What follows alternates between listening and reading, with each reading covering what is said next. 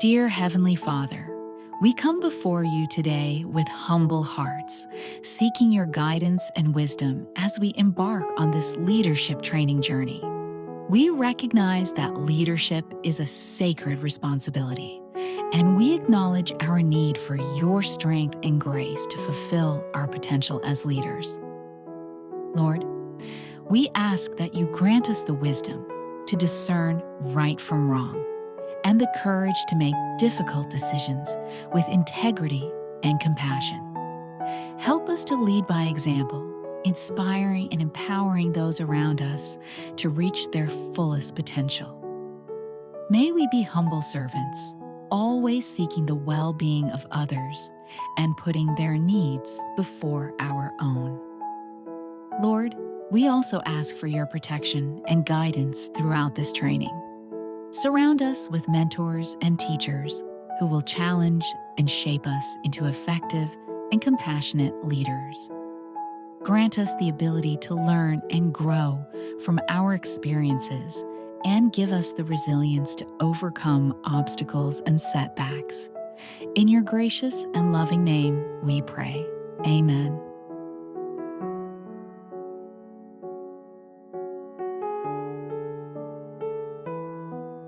Every leader's journey is shaped by their background, values, personality, and experiences.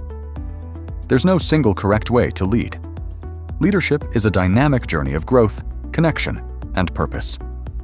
Let us explore what it truly means to lead with impact.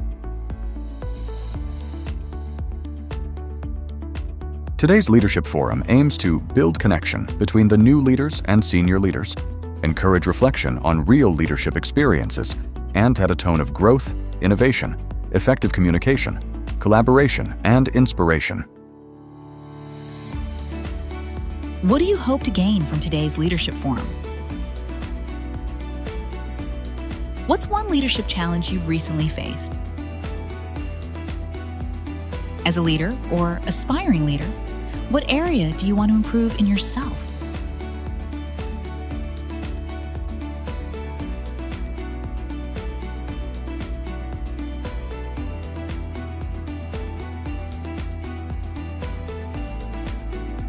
The Bird Personality Type Traits.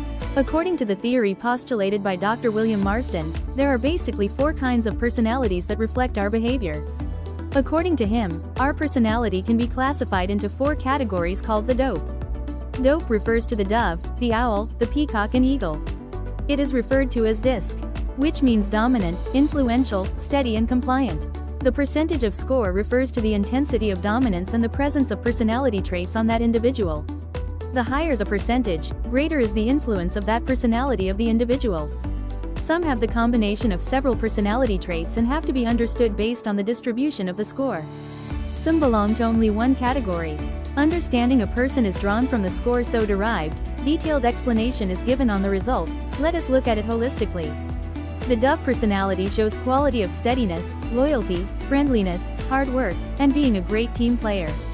Doves tend to be holistic and a peaceful personality who want peace, calm and a relaxed way of life. If you have a dominance of a dove personality, you tend to avoid conflict, arguments and tension. You are a democratic leader, and you would like to include everyone in your sphere of function and are empathetic and affectionate to everyone. In a nutshell, you are a peace-loving person who looks at the larger picture and understands people with care and affection. An owl personality shows qualities of compliance and is a methodical and logical person. Owls are perfectionists and love detailing of any task to be completed. If you are an owl-dominant personality, you are what every employer would look for because you are consistent, persistent and focused on task at hand and leave no stone unturned to bring about quality. In a nutshell, you are a perfectionist who will complete tasks assigned to you perfectly, and once you go to the depths of research, it is difficult to come out and socialize with the world. The peacock personality is a person of influence. Peacocks are creative, confident and presentable who enjoy being the center of attention. If you are a peacock dominant, you exhibit a high level of excitement and constantly need praise and attention. You are action-oriented and cannot accept a dull, boring, unmotivated lifestyle. In a nutshell, you constantly need excitement and love being the center of attention. The eagle personality is a person of dominance. You are a direct, a crisis handler and also a quick decision maker. Eagle are very bold, natural achievers and target-oriented. If you are an Eagle dominant, you like quick results and you are action-oriented. In a nutshell, you are focused, goal-oriented, and will focus on achieving no matter what or who comes on your way.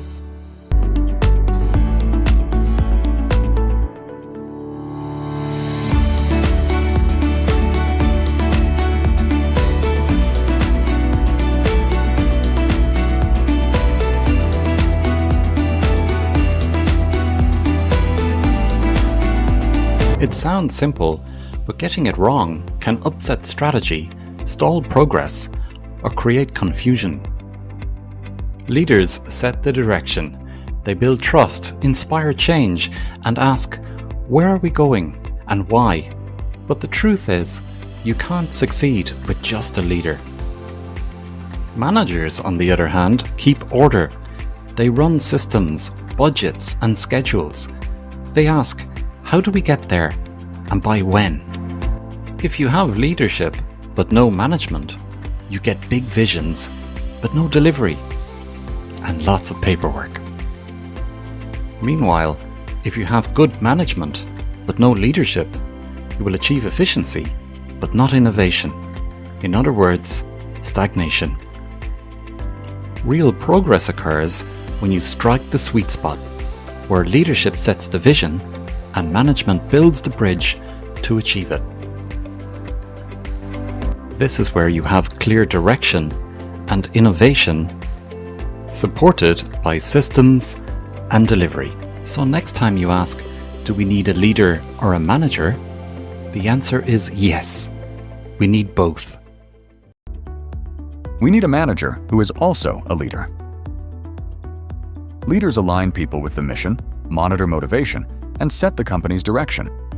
Managers organize and staff, monitor performance, and detail how to achieve the company's direction. The soft skills of leadership complements the hard skills of management. Both are needed to effectively guide organizations.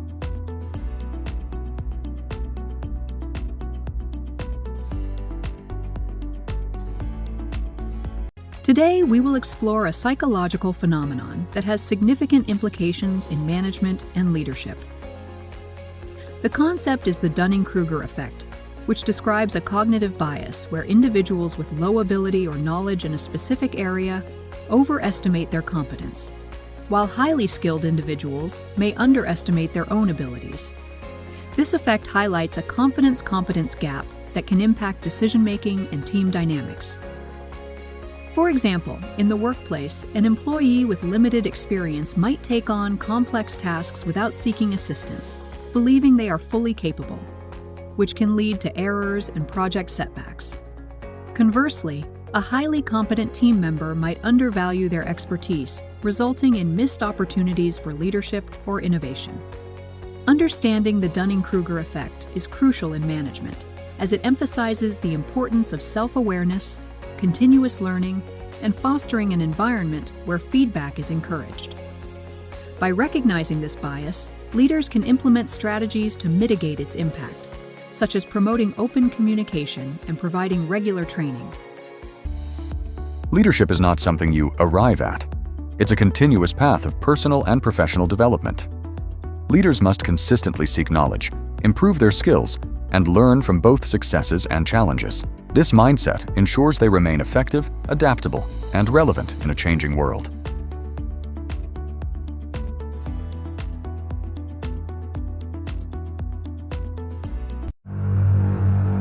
Transforming the company with AI means that we can design new kinds of business models, new sources of competitive advantage, but that implies then that we have to also reorganize the company. We have to transform its operations, its organizational structures, processes, even its culture. And that means that the core people are the managers. The key people who have to lead this transformation are specifically the managers. It's not the technologists, it's not the programmers or even the engineers, it's the managers. The skills that managers will need in order to lead and be successful in this transformation are, on one hand, related to understanding the technology and its economic properties. You have to be able to understand how AI then works and what are its economic properties, how does it scale, what does the cost curves and learning curves look like, and so on. That is not a task that can eventually be delegated to some business translator or otherwise who happens to be between the managers and the technologists. That might need to be a short-term solution, but in the end, the managers have to be able to understand the technology that underlies the core processes of their organization and their business model. Second, you have to understand how those algorithms learn and develop, so you have to understand learning strategy. How do you collect, develop, and exploit data? And on the other hand, they have to understand how do you organize organizational processes when the core aspects of your process can be updated at the push of a button when you retrain your model. That optimization is in the algorithm. You do not need to retrain lots of individuals, change for fundamentally structures. Once that algorithm is in place, what you're able to do is scale your operations at a completely different level than if you relied on human expertise only. Third, the human work is going to be more flexible and more creative. A lot of the routines move to the algorithms, and the key value aspects for the humans is to be creative, be flexible, develop algorithms, run experiments. So that implies that the managers, the leaders of those organizations have to be able to be effective at motivating employees, inspiring them, building culture, give inspiration to individuals who are no longer being motivated by career advancements in hierarchies, but are being motivated by wanting to do good, wanting to advance, wanting to learn new things, and simply by creativity. Change has become a defining characteristic of modern leadership. Whether it's shifting team structures, evolving industries, or new technologies reshaping the workplace, great leaders adapt with resilience and strategic foresights. Managers who cultivate flexibility and a learning mindset not only navigate uncertainty more effectively, but also empower their teams to thrive amid transformation.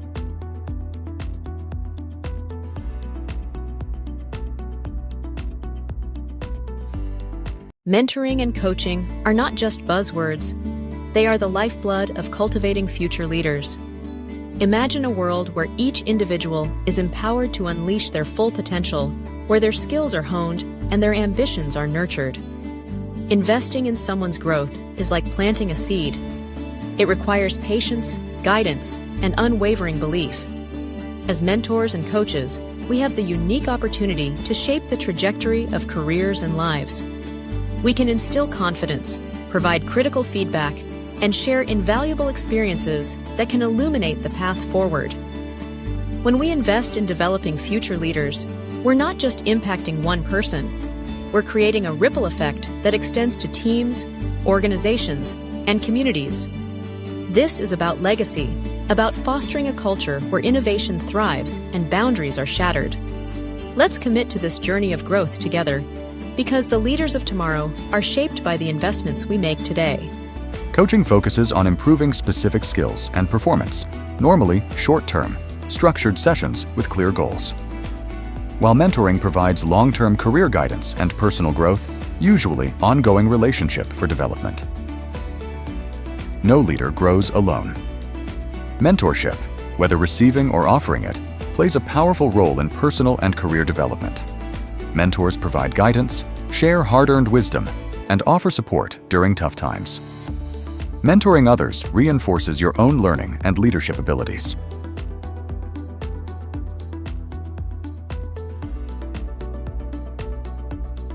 A Japanese method to relax in 5 minutes. Every day you are stressed about too many things: work, relationship, family, bills, other people's opinions. A certain amount of stress is normal and even necessary, but excessive stress can take a toll on your life and health. You're not going to believe what I'm about to tell you next. You can get rid of stress in no time at all. All you need to cope with anxiety and headache is just one method, a unique ancient Japanese technique. It takes less than 5 minutes and can be done about anywhere. To practice the technique, you should first understand that each finger of your hand represents a different feeling or attitude. Let's see exactly what. Here's your hand: thumb, index, middle, ring, and pinky. The thumb helps combat emotions like anxiety and worry. The index can help you combat fear. The middle finger helps you control anger and resentment. The ring finger can help you fight depression and sadness. Also, it's responsible for making you more decisive. And the pinky helps to calm anxiety and increases optimism and confidence. This finger represents self-esteem. Let's repeat it again. Thumb, anxiety. Index, fear. Middle, anger. Ring, sadness. Pinky, self-esteem. Keep repeating it till you remember it. Now, let's see how this unusual method works. To harmonize the life energy in the body, grasp the finger with the opposite hand, wrapping all the fingers and thumb around it. Now hold each finger for 1 to 2 minutes. You will know it's working when you feel a pulsating sensation. If you want to calm your mind, slightly press in the center of the palm with the thumb of the opposite hand and hold it for at least 1 minute. It will help you relieve stress, get rid of negative thoughts, and get peace of mind in the middle of the hustle and bustle. Practice this technique every day to stay calm and reestablish the balance within yourself. Remember that there are many other ways to cope with stress: exercise, yoga, massage, meeting friends, good music, and others. However, this Japanese technique is one of the best methods to revive yourself quickly. This method absolutely works wonders for everyone, regardless of age and gender. Have you already tried it? How did it work for you?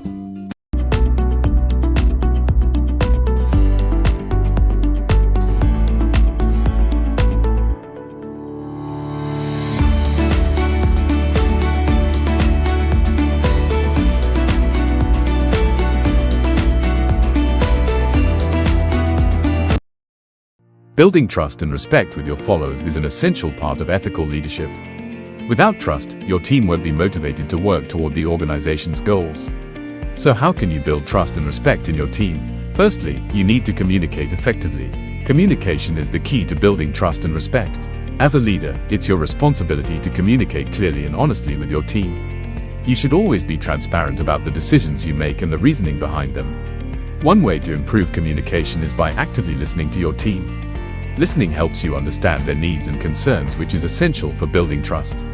Encourage your team to voice their opinions and concerns and make sure they feel heard. Another way to build trust is by being consistent in your actions.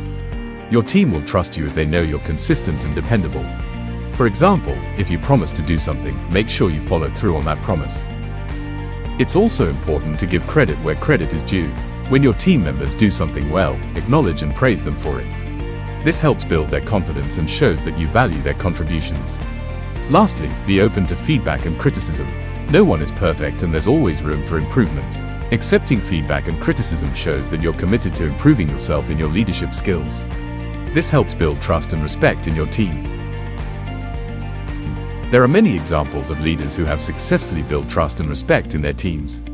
For instance, Satya Nadella, the CEO of Microsoft, is known for his transparent and empathetic leadership style. He encourages his team to take risks and learn from their mistakes, which has led to increased innovation and productivity at Microsoft. Another example is Mary Barra, the CEO of General Motors.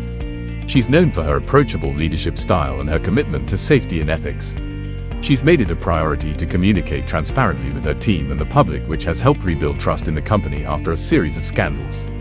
In conclusion, effective communication is the key to building trust and respect in any workplace. Your words carry meaning, but your tone carries emotion. It shapes how people feel, how they respond, and how they trust. Great communication starts with self-awareness. Take time to reflect on your actions, impact, and intentions. And over time, that awareness doesn't just change how you communicate, it changes how you lead.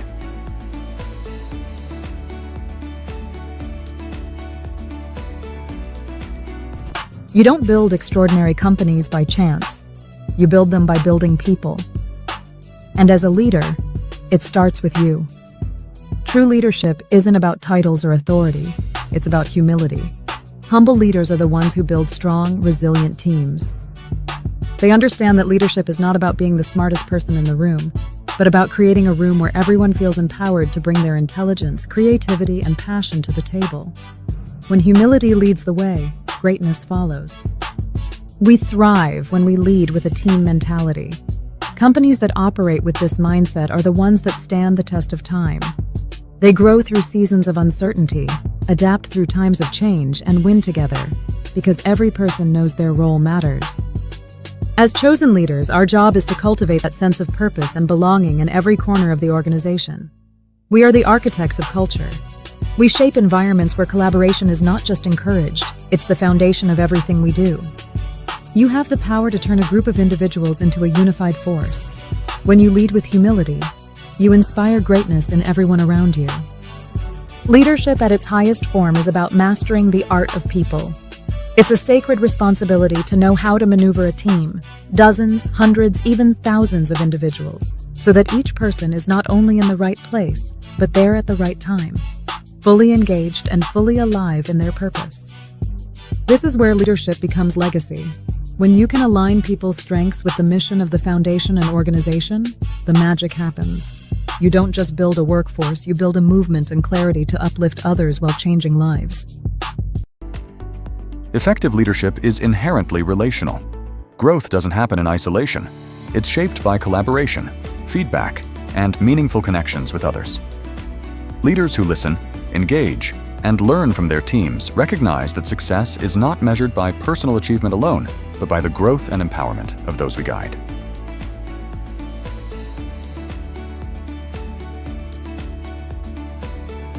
Mastering the art of leading yourself. It's a reminder that life and work is about more than just performing and making money, and a prompt to live and lead with a higher purpose as your guiding star. See, a key issue Dominic Quartocchio sees with today's leadership is that many leaders are running around pointing fingers at everyone but themselves. They ask questions like, how do I get my people to change? How do I get them to act with more urgency? And how do I hold them accountable? All questions asked by someone who assumes the problems lie with their followers, not within themselves. Far too many leaders have not yet mastered the art of leading themselves, yet they expect to be masterful at leading others. But according to Quartocchio, great leadership simply doesn't work this way. Every inconsistency, blind spot, gap in integrity, and substandard behavior you have in leading yourself will be amplified in the levels beneath you. It will be showcased in your team's behaviors and results. Therefore, you must master the art of leading yourself before you can effectively lead others. Quartocchio therefore suggests a different way of leading. It's called on-purpose leadership. On-purpose leaders create environments where people can thrive and grow. They refuse to suspend their dreams or postpone fulfillment to the back end of life. They reject delivering results at the expense of physical or emotional well-being and acknowledge that feelings are a natural part of both work and life. They recognize that outstanding leadership is not knowing it all or never being afraid. Instead, it's all about being bold and courageous, finding meaningful and fulfillment right here and now, taking responsibility for their team's results and sustained health, and developing emotional fluency. And finally, they can always be trusted. On-purpose leaders lead through purpose, principles, plans, and practices. Purpose consists of knowing what gives you your greatest energy. It allows you to lead intentionally and surround yourself with people who demand the highest version of you. Your purpose leaves the world a better place. Principles represent your beliefs and guide your actions. They serve as your foundation and roots, your anti-drift devices, to weather any storm and lead with integrity. Plans are all about execution. It's the way you bring essence into form. Great planning makes victory inevitable. Plans must be simple, straightforward, and energizing. And finally, practices refine the skill you need as an on-purpose leader. They are the intentional routines and habits you will use to optimize your days, weeks, and years. Your practices sharpen your sword. Here are a couple of other guidelines for living the most fulfilled and purposeful life. Prioritize your time and remember to set aside time for the things that give you the greatest energy. It can be anything from reading a good book, exploring nature, or trading on the stock exchange. Try new things from time to time, explore the unknown, or reinvent old interests. Don't overthink, just do. And once you find your spark, keep at it. Stop doing things you dislike. Try to either delete or delegate these tasks or, as a last resort, See how or what you can do differently to make it more pleasurable. Surround yourself with supporting people. Finally, Quartuccio lets us know that mastering the art of on-purpose leadership won't happen overnight. It requires deep desire, commitment, and a plan of execution. Mistakes and failures are inevitable in every leadership journey. Instead of assigning blame or concealing errors, purposeful leaders foster an environment where openness, accountability, and mutual respect are valued. Each failure thus becomes a constructive element in the continuous process of personal and professional growth.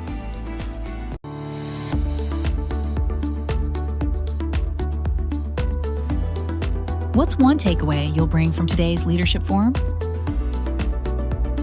What's one small action you're going to take this week to put that learning into practice? 5 years from now, as one of the senior leaders, what kind of leader would you want to be known as?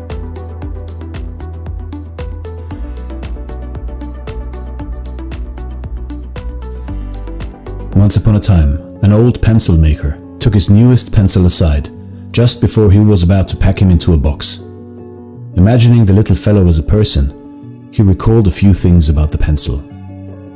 "There are 5 things you need to know," he said to his pencil.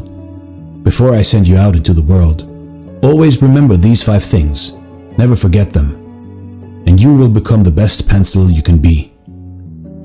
The first thing is to remember that you will be able to do many great things, but only if you put yourself in someone else's hands. From time to time, you will experience a painful sharpening, but remember that this will make you a better pencil. Also, keep in mind that you will be able to correct any mistakes you might make along the way. And the most important part of you is what's on the inside. And remember this as well. Upon every surface that you are used, you must leave your mark. No matter what else happens, you must continue to write." It seemed the pencil listened to him and promised he would remember these 5 things so that he could live his life with heart and purpose. You see, in life, in your life, put yourself in someone else's hand. Embrace challenges for growth. Learn from mistakes. Value inner qualities. And leave a positive mark on the world. And you too can become the best pencil there is. As we wrap up this forum, let us take the values that define true leadership. It is built on mentorship and collaboration, growth mindset and innovation, humility and resilience, self-awareness, and living a life with purpose. May we carry these values forward, not just in words, but in every action we lead. Thank you. Let's empower, connect, and lead with purpose.